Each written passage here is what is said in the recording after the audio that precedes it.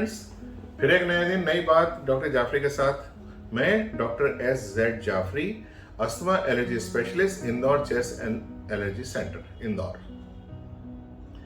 Friends, आज हम बात करेंगे एलर्जी के ट्रिगर्स की। जो ट्रिगर्स होते हैं जो एलर्जी को ट्रिगर करते हैं, है ना, वो उसके ऊपर हम डिस्कस करेंगे। सबसे इंपॉर्टेंट ट्रिगर्स होते हैं एरो एलर्जन। एरो एलर्जन का मतलब होता है एयर के अंदर पाए जाने वाले एलर्जन। इनके ग्रुप्स होते हैं जैसे पॉलन्स, परागकण। जो फ्लावर होता है, फूल होता है, उसके बीचों बीच में से परागकण निकलते हैं। ये फ्लावर दूसरे फ्लावर को उड़ के जाते हैं, तब फल बनता है।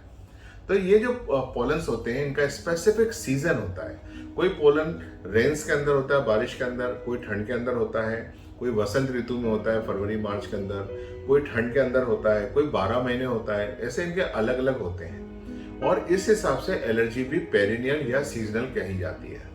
तो पोलन जब आप एलर्जी होती है तो वो पर्टिकुलर सीजन के अंदर लक्षण आते हैं। तो पोलन एक बहुत बड़ा इंपॉर्टेंट ट्रिगर है जो एलर्जी को ट्रिगर करता है। दूसरी चीज जो है वो है आपका इंसेक्ट ड्रॉपिंग्स। अगर आप इंसेक्ट ड्रॉपिंग के अंदर देखेंगे तो मक्खी, मच्छर, कॉकरोच और एयर में उड़ने वाले बहुत सारे कीट पतंगे होते हैं। इनके बॉडी के जो सीक्रेशंस और पार्ट्स होते हैं ये एयर में सस्पेंडेड रहते हैं। इनको जब अपन इनहेल करते हैं तो एलर्जी होती है। थर्ड आता है फंगस, जिसको हम मोल्ड्स भी कहते हैं। फंगस के जो बीज होते हैं ये हवा के अंदर उड़ते रहते हैं और ये मॉइस्ट जगह पे जहाँ नमी बहुत ज्यादा है या क्लोज रूम्स हैं वहां पे बहुत पाई जाती है और ये बॉडी के कांटेक्ट में आने पे एलर्जी करते हैं। चौथे नंबर पे होता है डेंडर्स। डेंडर मतलब स्किन। तो जितने भी जानवर होते हैं ये सब अपनी स्किन और हेयर थ्रो करते हैं और ये बॉडी के कांटेक्ट में आने पे ये एलर्जीज करते हैं। किसी किसी को एक्जिमा भी होता है।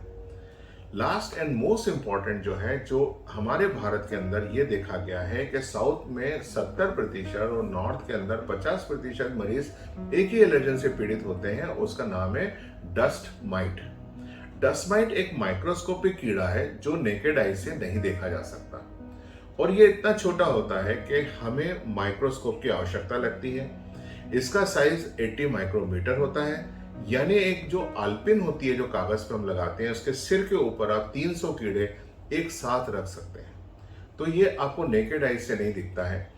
इसकी इंपॉर्टेंस ये है कि ये हमारी जो डेड स्किन रोज शरीर में से निकलती है और जो रोज हमारे हेयर्स गिरते हैं, डेड हेयर्स, ये उनको खा के जिंदा रहता है। तो इसका फूड वो है। और इसको फूड कहाँ मिलेगा? इसको फूड फ्लोर पे मिलेगा, जमीन के ऊपर, या इसको पलंग में मिलेगा, गद्दे, तकिए, रजाई, कंबल, इनके अंदर।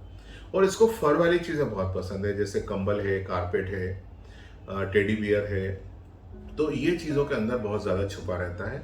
डस्ट माइट की एलर्जी करने की पोटेंसी सबसे ज्यादा होती है। मतलब जितने भी एलर्जन उपलब्ध हैं उनमें सबसे ज्यादा एलर्जी डस्ट माइट करता है।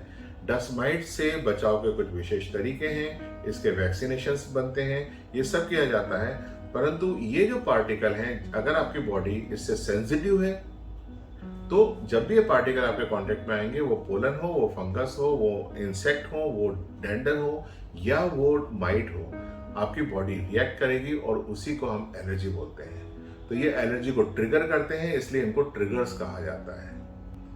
Thank you.